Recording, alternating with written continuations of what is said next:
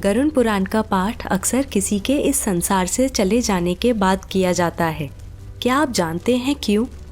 दोस्तों, यह एक ऐसा पुराण है जिसमें मनुष्य की मृत्यु के पश्चात आत्मा के साथ क्या होता है, आत्मा कहाँ जाती है और किस प्रकार की आत्मा को यमलोक प्राप्त होता है आदि का विस्तार पूर्वक वर्णन है। या ऐसा कहें कि मृत्यु के पश्चात आत्मा की संपूर्ण यात्रा विस्तार में इस पुराण के माध्यम से बताई गई है। गरुड़ पुराण में बताया गया है कि जिन आत्माओं ने पाप किए होते हैं उनको किस प्रकार की यातनाएं दी जाती हैं। उल्लेखनीय है कि आत्माओं को किए गए पापों के अनुसार ही यमलोक में यातनाएं दी जाती हैं। गरुड़ पुराण की विस्तार में जानकारी द डिवाइन टेल्स के एक वीडियो में दी गई है। आज हम जानेंगे कि गरुड़ पुराण के अनुसार यमलोक कैसा है और यहाँ क्या होता है। गरुड़ पुराण में जब गरुड़ भगवान श्री हरि विष्णु से यमलोक के विषय में प्रश्न करते हैं, तब उत्तर में भगवान यमलोक तक जाने वाले रास्तों और यमलोक की व्याख्या करते हैं। तो आइए जानते हैं भगवान विष्णु ने यमलोक का वर्णन किस प्रकार किया है। वास्तव में यमलोक उन्हीं आत्माओं को ले जाया जाता है जो पापी होते हैं। यमलोक में यमराज निवास करते हैं। जिन आत्माओं ने अच्छे कर्म किए होते हैं, जैसे दया, दान आदि, उनको स्वर्ग लोक की प्राप्ति होती है। जब किसी पापी व्यक्ति की मृत्यु का समय निकट होता है, तब यमराज के दूत उसके पास आते हैं और जैसे ही आत्मा शरीर से बाहर निकलती है, यमदूत आत्मा को अपने साथ यमलोक ले जाते हैं।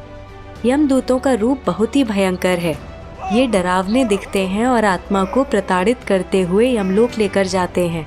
इसका अर्थ है कि शरीर त्यागते ही पापी आत्माओं को प्रताड़ना मिलना आरंभ हो जाती है।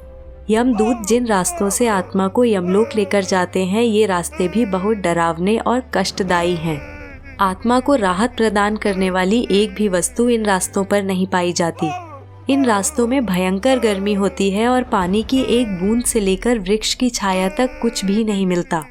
ये मार्ग पिघले हुए लावा के समान तपते हुए, कांटों से भरे हुए और भूमि अग्नि के समान गर्म है।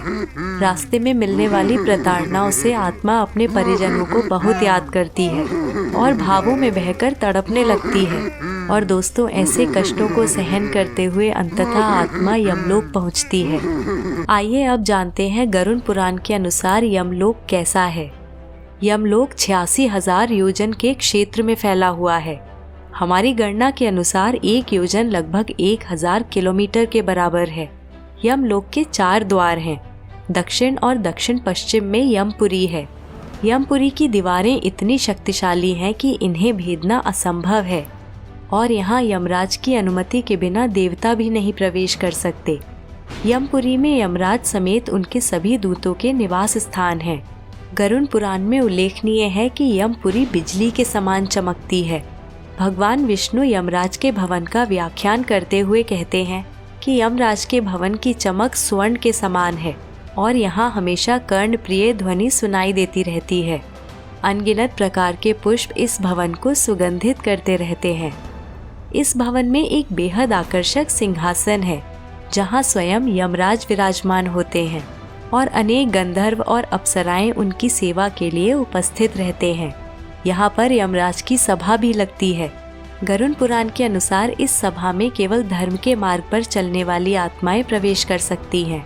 ऐसी आत्माएं जिन्होंने कभी असत्य ना कहा हो, वे आध्यात्मिक प्रवृत्ति की हो, शांत स्वभाव की हो और जिन आत्माओं ने दान पुण्य किया हो, उनको ही यमराज की सभा में आने का अवसर प्राप्त होता है।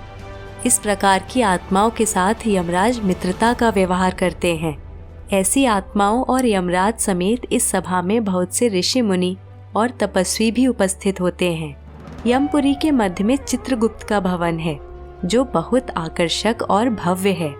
यहाँ हर समय वाद्य यंत्र बजते रहते हैं और इस भवन में मणियों और रत्नों का बहुत आकर्षक सिंहासन है, जिस पर बैठकर चित्रगुप्त आत्माओं के कर्मों का लेखा जोखा तैयार करते हैं और इसमें लिखित कर्मों के अनुसार ही आत्माओं को यातनाएं दी जाती हैं। तो मित्रों, ये था गरुड़ पुराण के अनुसार यमलोक का वर्णन। हम गरुड़ पुराण से जुड़ी और भी जानकारी आपके समक्ष प्रस्तुत करते रहेंगे। जानने के लिए जुड़े रहिए द डिवाइन टेल्स के साथ। नमस्कार।